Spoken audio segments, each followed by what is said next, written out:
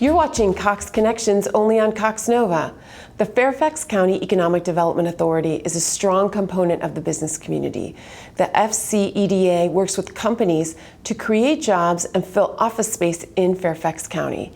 Here to tell us more about their role is President and CEO, Dr. Jerry Gordon. Welcome, Jerry. Thanks for having me, Catherine. Absolutely. So why does the Fairfax County Economic Development Authority exist? Our function is to fill office space, because when office space gets filled to a certain level of vacancy, we then see the new construction that contributes marginal revenues to the tax base, and in turn enables the Board of Supervisors to provide public services without placing the entire burden on the shoulders of residents.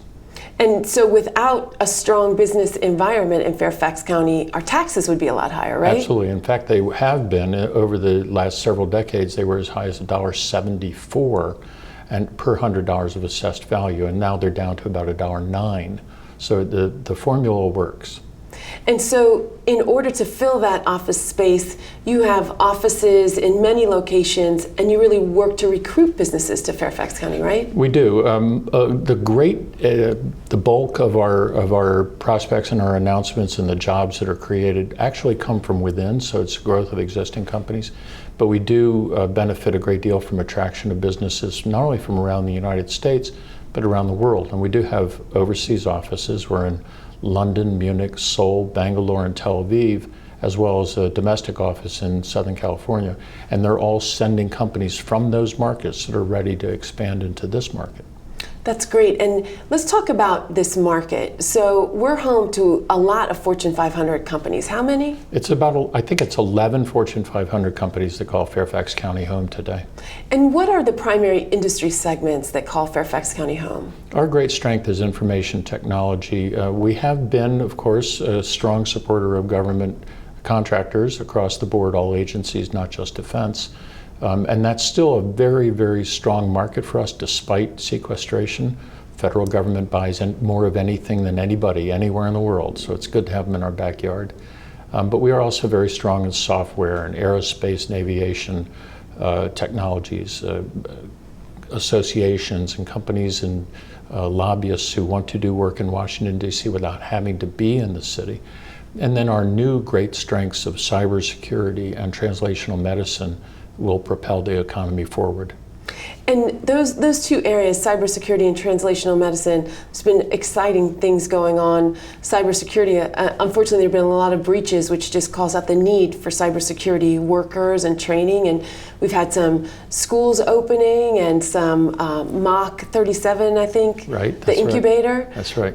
Cybersecurity is really a fascinating area because most people think of it in terms of its application to federal government issues. But private sector companies also have great demands for cybersecurity protection. For example, Capital One has its global headquarters in Fairfax County. Imagine the need to protect all the information of its clients, enormous need. So it's a big deal for us. And then you mentioned translational medicine and the move that Inova has made to acquire the ExxonMobil campus and move in there and create the new personalized medicine center. It's really just phenomenally exciting for our region. It's fascinating. Inova has two major institutes that will go on that campus, the Translational Medicine Institute and the Cancer Research Institute. And they've brought in world-class leaders, John Niederhuber in the former, and in the latter, most recently, Skip Trump, Dr. Skip Trump. And these are world-renowned researchers, and they are attracting other world-class researchers to come into the Inova operation and try to identify the means by which you can disaggregate your genetic code and thereby identify those illnesses for which you may have a genetic predisposition, and then the ability to treat you as an individual rather than as a class of people who have the same illness is enhanced. And so that's just going to mean so much to our economy, but the big story recently has really been Tysons Corner and the boom. Let's talk about that.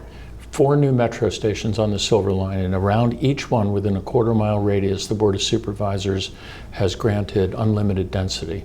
So we now see some very, very tall buildings, 28, 26, 24 stories, 34 stories at the Capital One campus on the inside of the Beltway. So we see a lot of new construction in a very strong market already, Tysons Corner. And those spaces are filling up quickly, but the downside is that there is some office market space that's open, right? On a base of about 117 million square feet countywide, we have 20 million square feet that's vacant. That's very, very high. Neighboring Arlington adds another 10 million square feet, and there's another 5 million elsewhere in Northern Virginia. So the availability of office space makes it more difficult to compete to fill it. And so that makes your job even more important because you are funded by the Fairfax County Board of Supervisors, and your mission is really to fill that office space. That's right. And as we try to fill that office space, we see more and more companies taking smaller amounts of square feet per employee, so they're not having the walls and the cubicles. It's more open space now. So when we get a company of 100 people, they take less space than they used to. So it sort of doubles the need to be very aggressive about filling the space. Mm-hmm. And you mentioned earlier that some folks are moving to Tysons from other parts in the county, so it's great for Tysons, but work elsewhere. Even from other parts of Tysons Corner. So companies are vacating some of the older space that's not near a metro to take the opportunity to be in the new space, and that leaves us with sort of older space that's not proximate to a metro stop to market.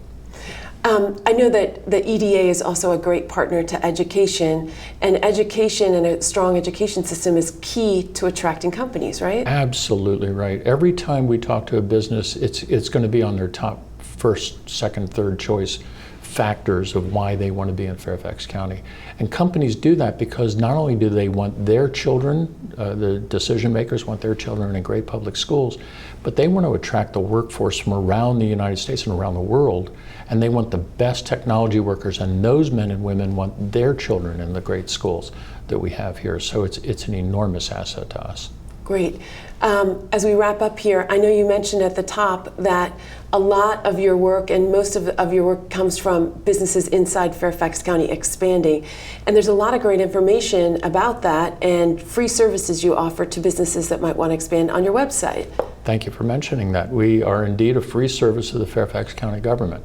And we are 100% confidential so that we can service employers. And there's a ton of information, a very, very deep website. It's at www.fairfaxcountyeda.org. Great. Dr. Jerry Gordon, thanks for joining us. Thank you very much. Absolutely. And stay tuned. We have more Cox Connections after this break.